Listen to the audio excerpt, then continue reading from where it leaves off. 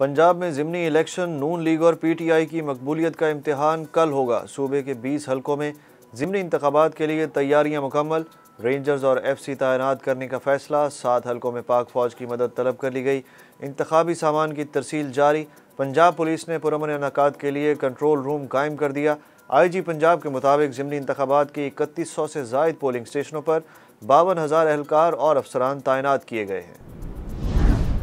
ज़िमनी election के हवाले से इमरान खान का अहम बयान। कहते हैं, ज़िमनी इलेक्शन में नून लीग, मुतासिब इलेक्शन कमीशन और मिस्टर XY से मुकाबला होगा। इमरान खान ने अपने ट्वीट में लिखा कि मेरी टीम को इसको निगाहों के सामने रखना होगा। राना सनाउल्लाह की इमरान खान को वार्निंग। कहा, इमरान खान और इसके टाइगर्स कानून के दायरे में रहें। इमरान खान और उनके टाइगर्स पंजाब के ज़िमनी इंतखाबात में दंगा फसाद करने के मंसूबे से बाज रहें। वफाकी वज़ीर दाखिला ने कहा कि इमरान की सियासत का जनाजा निकल चुका। 17 जुलाई को आवाम तदफीन की रस्म अदा करेंगे। उन्होंने कहा कि PTI ने खैबर पख्तूनख्वा के भाइयों को पंजाब के भाइयों से लड़ाने का प्लान बनाया है। साबिक वज़ीर दाखिला की इस्टेब्लिशमेंट से गुजारिश। शेख रशीद ने कहा कि इस्टेब्लिशमेंट से गुजारिश है कि वो ज़िमनी इंतखाबात से दूर रहे। मुल्क की तारीख में ऐसा इलेक्शन कभी नहीं देखा। साबिक वज़ीर दाखिला ने वीडियो बयान में कहा कि इतने झूठे केस बनाए गए हैं कि हर रोज़ एक अदालत में पेश होना पड़ता है।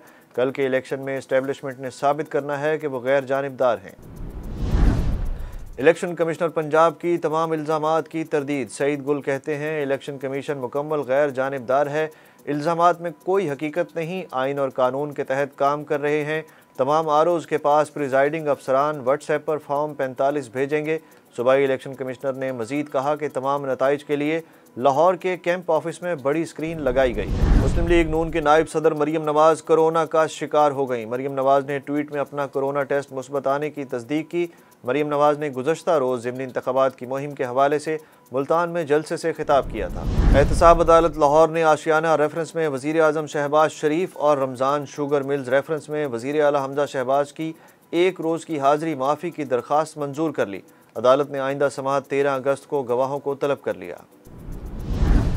IMF ने कहा है कि पाकिस्तान को 1 अरब 17 करोड़ डॉलर की किस्त 3 से 6 हफ्तों में जारी कर दी जाएगी। IMF के कम्युनिकेशन डायरेक्टर जेरी राइस ने वाशिंगटन में एक न्यूज़ ब्रीफिंग के दौरान कहा कि प्रोग्राम के तहत पाकिस्तान को IMF की जानिब से मिलने वाली मजमूई रकम तकरीबन 4 अरब 20 करोड़ डॉलर तक पहुँच जाएगी।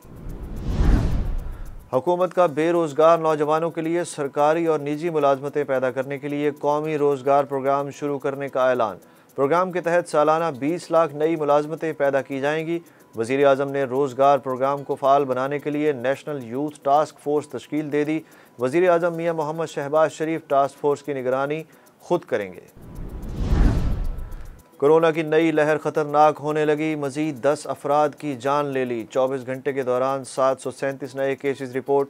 कोरोना मुस्बत केसेस की शरह 3.28% रिकॉर्ड। 189 मरीजों की हालत तशवीशनाक।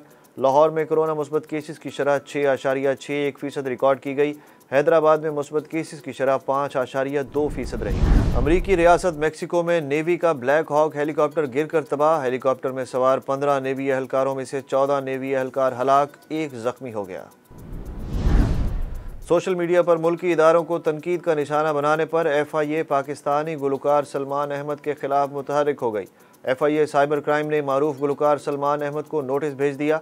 गुलकार सलमान अहमद का कहना है कि राना सनाउल्लाह के कहने पर यह सब कुछ किया जा रहा है। गाल टेस्ट का पहला रोज श्रीलंकन बैटिंग लाइन लड़खड़ा गई। चाय के वक्फे तक श्रीलंका ने 8 खिलाड़ियों के नुकसान पर 166 रन बनाए। कौमी bowler Yasir Shah test cricket में सबसे ज़्यादा विकेटें लेने वाले दूसरे पाकिस्तानी स्पिनर बन गए। यासिर शाह ने 237 विकेट्स लेकर लेजेंड स्पिनर अब्दुल कादिर का रिकॉर्ड तोड़ दिया।